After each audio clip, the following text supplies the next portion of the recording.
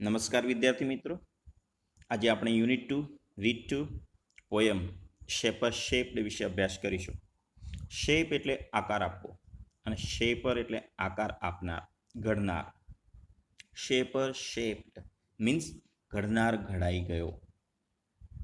This is the very highly philosophical poem written by હરીન્દ્રનાથ Chattopadhyay. આપણે આપણી લાઈફમાં કેટલીક વાર કોઈક વિશિષ્ટ એફિશિયન્સી, સ્કિલ, એબિલિટીને કારણે કોઈ એક વ્યવસાયમાં પ્રવીણ થઈ જઈએ અને બહુ જ કીર્તિ, નામ કમાતા હોઈએ ત્યારે આપણને અભિમાન આવી જાય કે હું બધું જ કરી શકું છું અને હું કરું છું, હું જ કરું છું. આ એક બહુ મોટું અજ્ઞાન છે. આપણને વાસ્તવિક જ્ઞાન હોતું નથી. માટે આપણી પાસે જે કંઈ શક્તિ છે, કુશળતા છે, એનું અભિમાન કરતા હોઈએ છીએ. પણ કાળક્રમે જ્યારે વાસ્તવિક જ્ઞાન પ્રાપ્ત થાય કે મારી પાસે જે કંઈ શક્તિ છે તે તો કોઈએ આપેલી છે, હું તો માત્ર એક ઇન્સ્ટ્રુમેન્ટ છું, ત્યારે આપણો અહમ ઓગળી જાય. આપણને લાગવા લાગે કે હું તો માત્ર ક્રિએશન છું, સર્જન છું, ક્રિએટર નથી, સર્જક નથી. ક્રિએટર તો માત્ર સુપ્રીમ પાવર ભગવાન છે. એનું એક ઉદાહરણ આપું. સિકંદર વિશ્વ સમ્રાટ બન્યો, આખા વિશ્વને જીતી લીધું.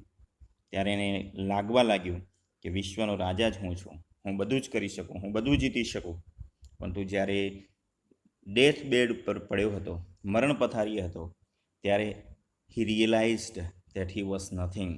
ત્યારે એને સમજાયું કે એ તો કંઈ નથી. અને એટલા માટે જ એને કહ્યું કે મારા અંતિમ સંસ્કારમાં મારા બંને હાથ ખુલ્લા રાખવાના, જેથી કરીને લોકોને લાગે, લોકોને ખબર પડે કે સિકંદર કંઈ જ નથી, બધું છોડીને જઈ રહ્યો છે. આ જ્ઞાન એને લેટલી, બહુ જ પાછળથી સમજાયું, ત્યારે એનો અહમ ઓગળી ગયો. એ જ રીતે આપણી પાસે અલગ અલગ એફિશિયન્સી હોય ત્યારે આપણી અંદર અહમ આવી જાય. આપણને લાગે કે હું જ કરું છું.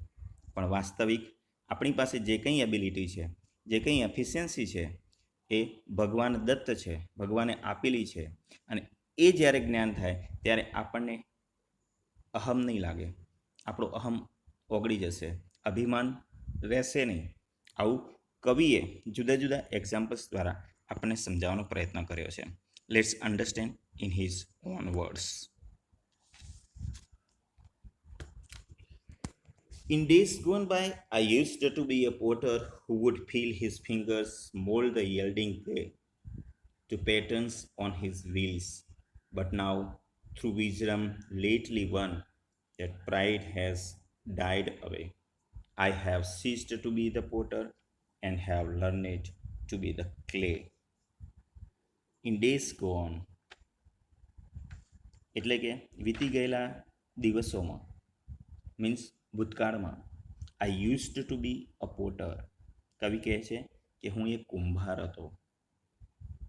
પોટર એટલે કુંભાર. હુ વુડ ફીલ, કે જે માનતો હતો, હુ વુડ ફીલ કે જે માનતો હતો કે his fingers mould the yielding clay, કે એની આંગળીઓ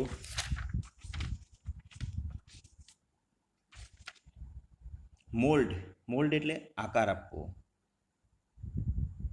ધ યલ્ડિંગ ક્લે, યલ્ડિંગ, યલ્ડિંગ એટલે flexible, soft.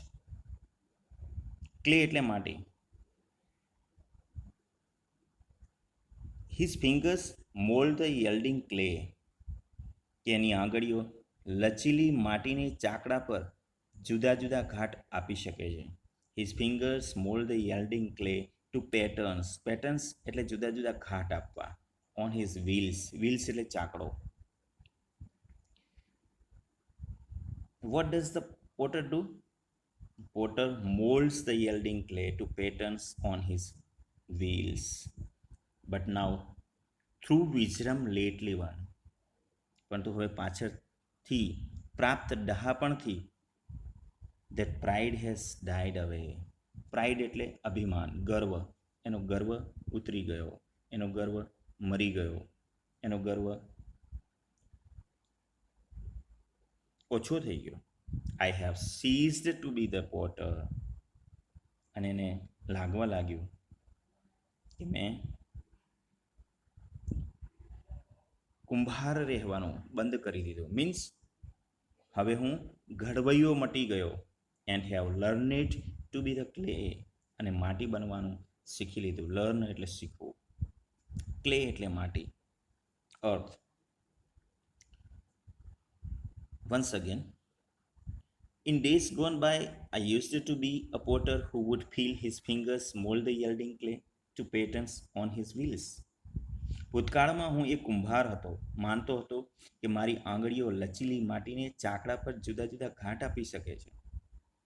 But now through wisdom, wisdom એટલે ડહાપણ, નોલેજ, પરંતુ નવા મળેલા જ્ઞાનથી એને અંદર જે ગર્વ હતો, એક અભિમાન હતું કે હું કોઈ પણ પ્રકારનો ઘાટ આપી શકું છું, કોઈ પણ પ્રકારનો આકાર આપી શકું છું, એ ગર્વ હતો, એ અભિમાન હતું, એને જ્યારે નોલેજ મળ્યું, એને નોલેજ થયું, એને જ્ઞાન મળ્યું, એ ડહાપણ એને આવ્યું કે મારી પાસે જે કંઈ સ્કિલ છે એ મારી નથી, ત્યારે એનું ગર્વ છે, ધ પ્રાઇડ હેઝ ડાઈડ અવે, ત્યારે એનો ગર્વ ઉતરી ગયો અને એને લાગવા લાગ્યું કે I have ceased to be the potter, હું હવે ઘડવૈયો મટી ગયો. And have learned to be the clay, અને એ માટી બનવાનું શીખી લીધું. તો અહીંયા કવિ પહેલા પોટર હતા, પછી એ અલગ અલગ આકાર આપતો હતો, જુદા જુદા ઘાટ આપતો હતો, એનાથી એને ગર્વ હતું, અભિમાન હતું, પણ પાછળથી એને જ્ઞાન થયું તો એને પોટર રહેવાનું છોડી દીધું અને માટી બનવાનું પસંદ કર્યું.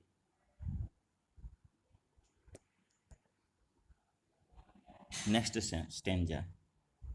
In other days, I used to be a poet through whose pen innumerable songs would come to win the hearts of men.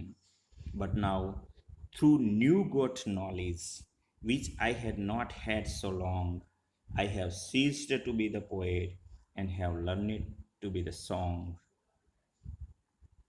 In other days, એટલે કે ગત દિવસોમાં, I used to be poet. Second સ્ટેન્જામાં poet કહે છે કે એક poet હતો, એક કવિ હતો.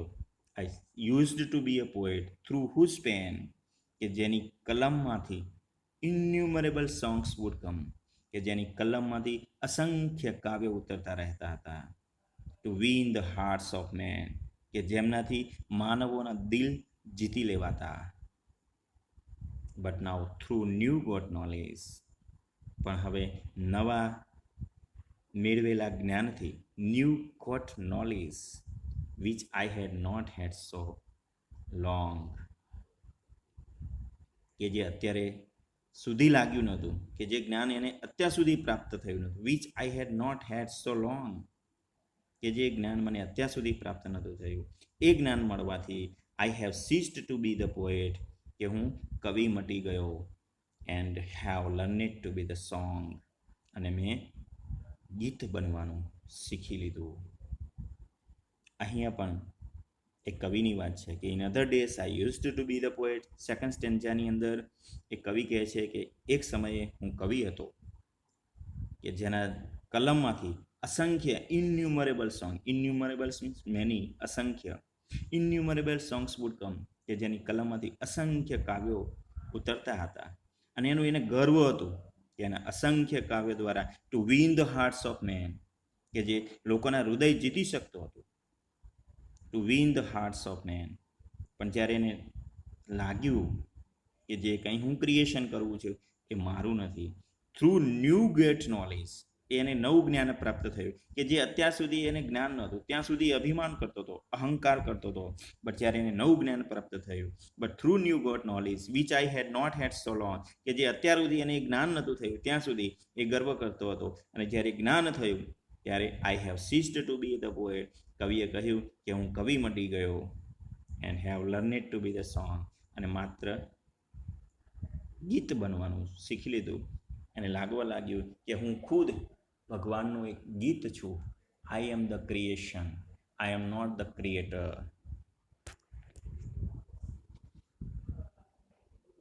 Next stanza. I was a fashioner of swords in days that now are gone. which on 100 battlefields glittered and gleamed and shone. But now that I am brimming with the silence of the Lord, I have ceased to be sword maker and have learned to be the sword.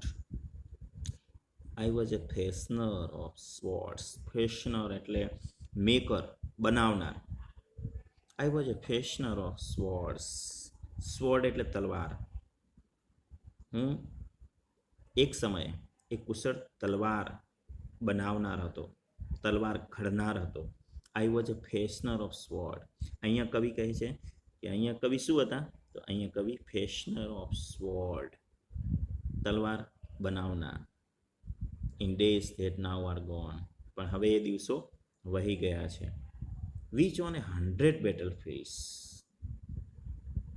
જે એવી તલવાર બનાવતો હતો કે સેંકડો યુદ્ધભૂમિ પર, 100 બેટલફિલ્ડ્સ, battle એટલે યુદ્ધ, બેટલફિલ્ડ્સ એટલે યુદ્ધભૂમિ પર એની તલવારો ઝબકી છે. ગ્લિટર્ડ મીન્સ શાઇન્ડ, શોન, એન્ડ ગ્લીમ્ડ ચમકી છે, and shown. But now that I am brimming with, brim એટલે છલકાવું.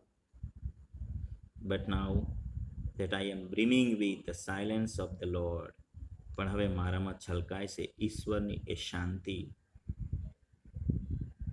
આ જ્ઞાન એને પ્રાપ્ત થયું કે એક સમયે હું એવી તલવાર બનાવતો કે અસંખ્ય યુદ્ધભૂમિ પર એ ચમકતી, ઝબકતી, અને એનું એને ગર્વ હતું, એનું એને અભિમાન હતું. પરંતુ જ્યારે એને ભગવાનની સાયલેન્સનો અનુભવ થયો કે મારી પાસે જે કંઈ એબિલિટી છે એ મારી નથી, એ જ્ઞાન જ્યારે એને પ્રાપ્ત થયું ત્યારે એને કહ્યું, I have ceased to be sword maker. હું તલવાર ઘડનાર મટી ચૂક્યો. I am not the creator and have learned to be the sword. અને ફક્ત તલવાર બનવાનું શીખી લીધું. તો what has poet learned to be? The poet has learned to be the sword. Who was the poet here? The poet was fashioner of swords. Next stanza. In bygone times, I used to be a dreamer who would hurl on every side an insolence of emerald and pearl. But now that I am kneeling at the feet of the Supreme, I have ceased to be the dreamer and have learned to be the dream. વિતેલા વર્ષોમાં, in bygone times, bygone વિતેલું, past. In bygone times, I used to be a dreamer. હું એક સ્વપ્નોમાં રાચતો હતો, સ્વપ્ન જોનાર હતો. I used to be a dreamer. અને મારો નીલમ and would hurl on every side an insolence. અને એ હંમેશા એક ગર્વમાં રાચતો હતો. ગર્વ, ઇન્સોલન્સ મીન્સ અરોગન્સ, અભિમાન. એને હંમેશા તે એક અભિમાનમાં રાખતો હતો. Would hurl on every side and insolence. શેનો ગર્વ હતો ને? Of emerald and pearled. તો એની પાસે રહેલા નીલમ, emerald means green gem, and pearl એટલે મોતી. તો એની પાસે રહેલા નીલમ અને મોતીઓનો માલિક હોવાનો એને સતત ઘમંડ ઉભરાતો રહેતો હતો. But now that I am kneeling at the feet of the Supreme, પણ હવે હું ઘૂંટણીએ પડું છું. નીલ એટલે ઘૂંટણીએ પડવું. But now that I am kneeling at the feet of the supreme, પણ હવે હું ઘૂંટણીએ પડું છું એ સર્વશક્તિમાનના ચરણોમાં. Supreme power, at the feet of supreme એટલે સર્વશક્તિમાનના ચરણોમાં હું ઘૂંટણીએ પડું છું. એને જ્ઞાન થયું કે મારી પાસે જે બી કંઈ છે તે કશું જ કામનું નથી, તે કશું જ નથી કે જેના અભિમાનમાં હું રાચતો હતો. જ્યારે એને નવું જ્ઞાન પ્રાપ્ત થયું ત્યારે એ સર્વશક્તિમાનના ચરણોમાં ઘૂંટણીઓ પડ્યો અને કહ્યું, I have ceased to be the dreamer. મેં સ્વપ્ન રાચનાર હું મટી ગયો and have learned to be the dream. અને સ્વપ્ન બનવાનું શીખી લીધું. એને પણ એક્સેપ્ટ કર્યું કે હું ડ્રીમર નથી, મીન્સ ક્રિએટર નથી, હું તો માત્ર ભગવાનનું એક સ્વપ્ન છું. ડ્રીમર તો ભગવાન છે, ક્રિએટર તો ભગવાન છે, હું તો માત્ર એક ક્રિએશન છું. આમ જુદા જુદા એક્ઝામ્પલ્સ દ્વારા કવિએ એ સમજાવવાનો પ્રયત્ન કર્યો છે કે આપણી પાસે કેટલીક એબિલિટીઝને કારણે આપણે જ્યારે આવા ગર્વિષ્ઠ થઈ જઈએ છીએ ત્યારે એ ગર્વમાં રાચતા હોય છે ત્યારે કાળક્રમે જ્યારે એક વાસ્તવિક જ્ઞાન આપણને પ્રાપ્ત થાય ત્યારે આપણો અહમ ઓગળી જાય અને આપણે લાગવા લાગીએ કે હું તો માત્ર એક ક્રિએશન છું, ક્રિએટર તો સુપ્રીમ પાવર ભગવાન છે. ધન્યવાદ.